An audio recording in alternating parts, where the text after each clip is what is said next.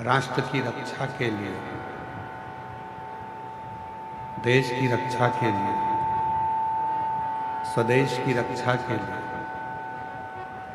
भारत की सभ्यता और संस्कृति की रक्षा के लिए, जहां स्वयं श्री बलराज भील भी अपनी पूरी सेना के साथ में भीलों को साथ लेकर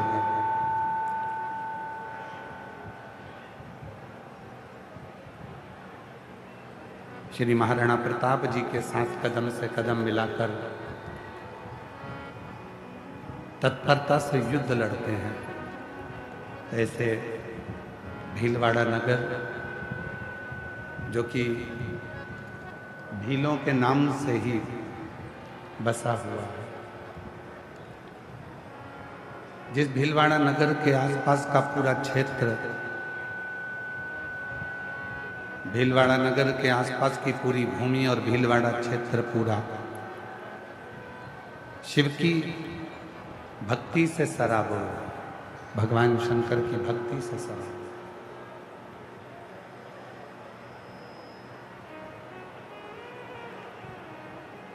जिस शिव महापुराण की कथा को आप श्रवण करने के लिए आए,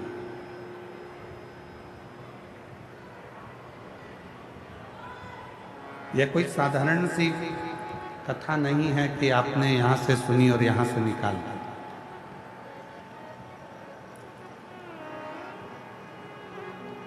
ये पवित्र वो शिव महापुराण की कथा है जो एक बार अपनी जिंदगी में उतार लेता है, जो एक बार अपने जीवन में उतार लेता है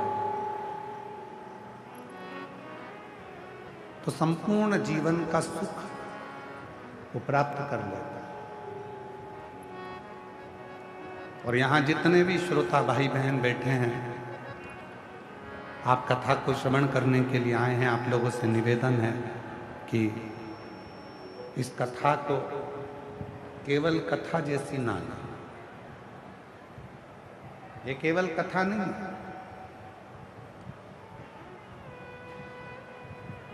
पूरे 7 दिन आपको परीक्षा भी देना है और पूरे 7 दिन की परीक्षा में शिव जी की कृपा से पास भी होना है।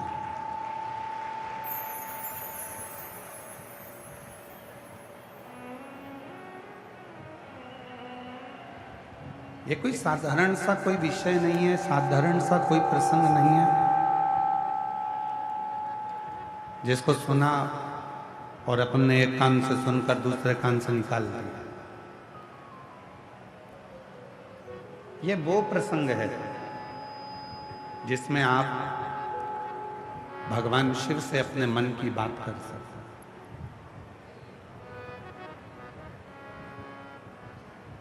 अपने हृदय से भगवान शंकर को आप क्या कहना चाहते हैं वो आपके ऊपर निर्भर करता है।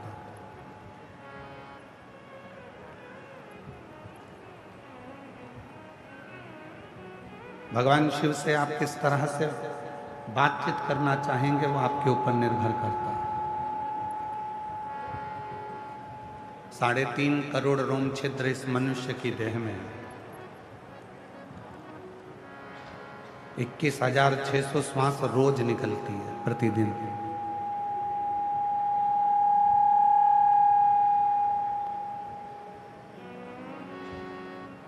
और 21,600 श्वास में से आपने कितनी श्वास शिव को दी है?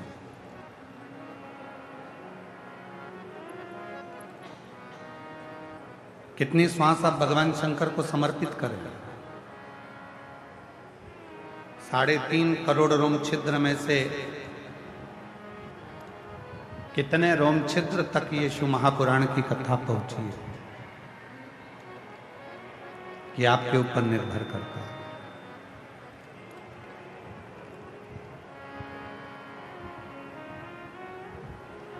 आए, बैठे, कथा सुनी और चल दिए घर की ओर। नहीं,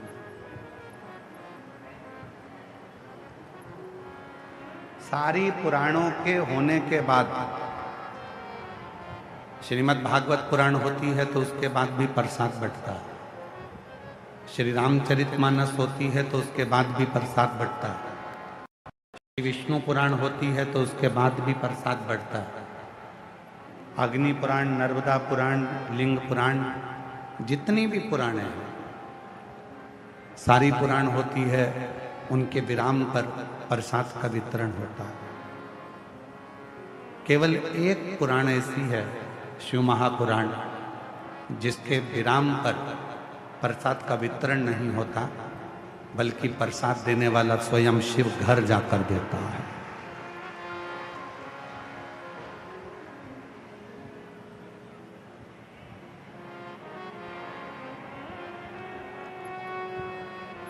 स्वयं शिव देते हैं। आपकी और हमारी सामर्थ्यता नहीं है कि हम आपको कुछ देकर भेज दें। समिति की भी सामर्थ्यता नहीं है कि वो आपको कुछ देकर यहां से भेज दे, पर इतना विश्वास जरूर है, जो भी शिव महापुराण की कथा में आया और जिसने भी दिल से इस कथा को श्रवण करा, दिल से बाबा को प्रार्थना करी, उसका प्रसाद उसके घर में 3 महीने के अंदर मेरा भोलेनाथ जरूर दे देगा। और मैंने तेरे ही भरोसे बाबा, तेरे ही भरोसे हवा विच उड़ती जावांगी बाबा,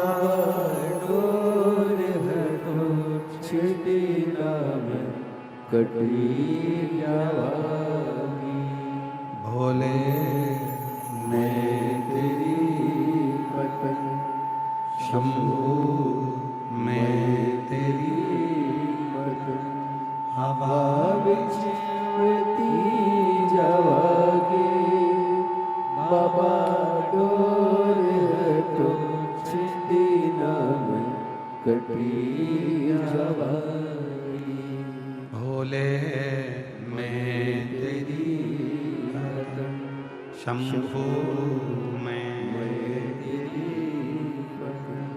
ये 24,000 श्लोक का एक समुद्र,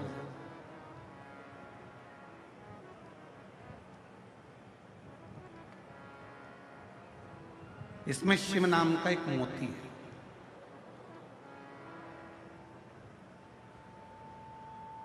अब समुद्र के किनारे पर घूमने वाले और समुद्र के तट पर जाने वाले बहुत सारे होते हैं, सब तरह के लोग मिलते हैं। कुछ ऐसे मिलते हैं जो समुद्र के किनारे किनारे घूमते हैं और वहां की हवा का आनंद लेते हैं।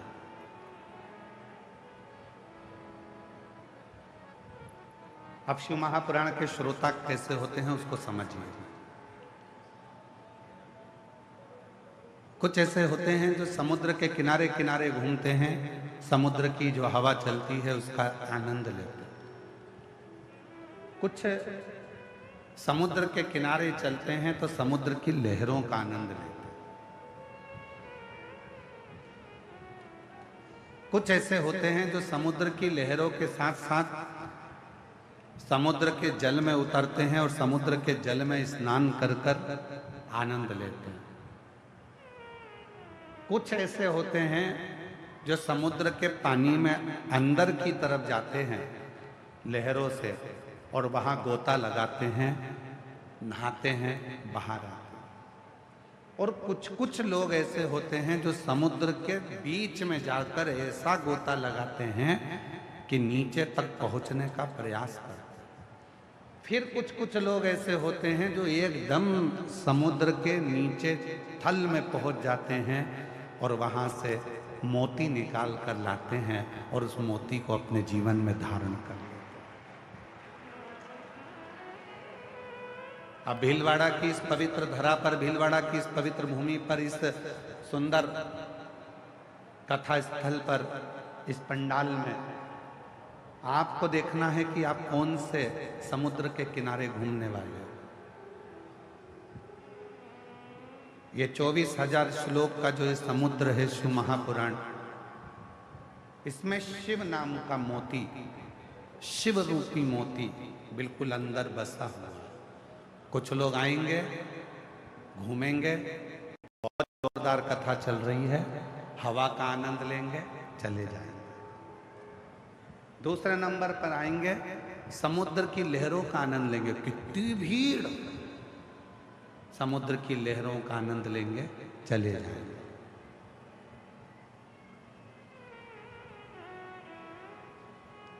आशीष आवाज नहीं जा रही है, समुद्र की लहरों का आनंद लेंगे।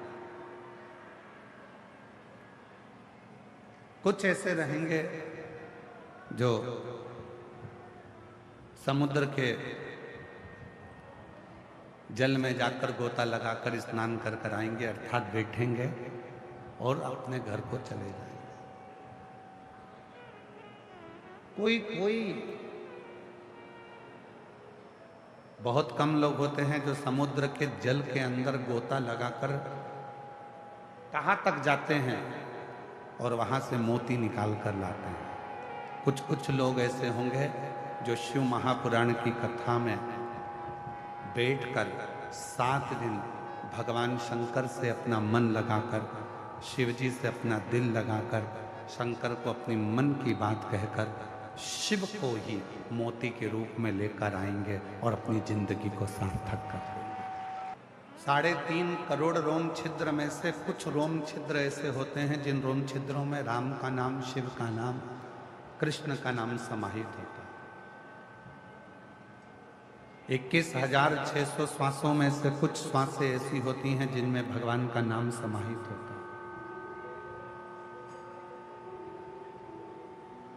सभी श्वास एक जैसी नहीं होगी, सभी श्वास में भगवान का नाम नहीं होगा, पर कुछ श्वास 21,600 श्वास में से कुछ श्वास ऐसी होती है जिसमें भगवान का नाम समाहित है।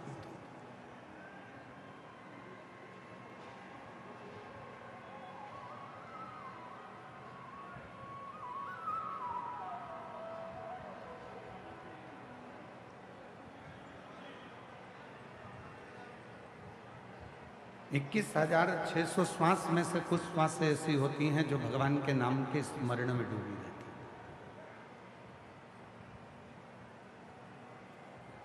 और मैंने तेरे ही भरोसे बाबा, तेरे ही भरोसे हवा में उड़ती जावांगी बाबा, डोर हटो छठी नाम कटी जवानी, भोले मैं तेरी पतंग, शंभू मैं तेरी पतंग, हवा में उड़ती जवानी बाबा, डोर हटो छठी नाम कटी जवानी।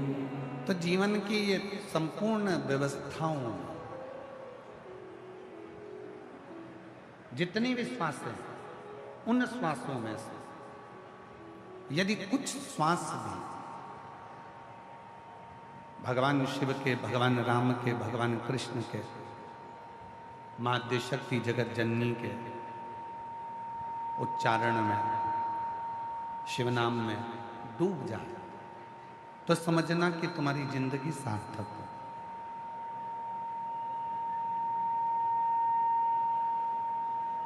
तुम्हारा जीवन श्रेष्ठ हो।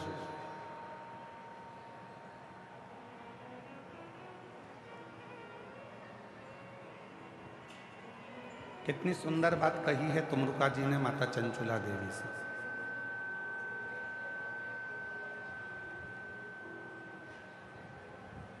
तुमरुका जी चंचुला देवी से कहते हैं, चंचुला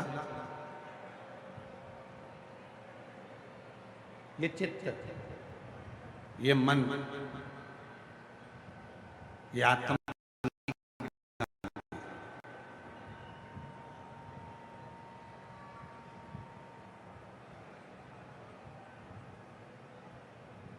इस जीवन को सबसे ज्यादा शांति अगर मिलेगी तो केवल 2 जगह मिलेगी। एक बच्चा जब तक माँ की गोद में रहता है तब तक उसको शांति मिलती है, और दूसरा संसार का मनुष्य जब तक शिव की शरण में रहता है तब तक उसको शांति मिलती है, अन्यथा उसकी शांति सब समाप्त हो जाती है।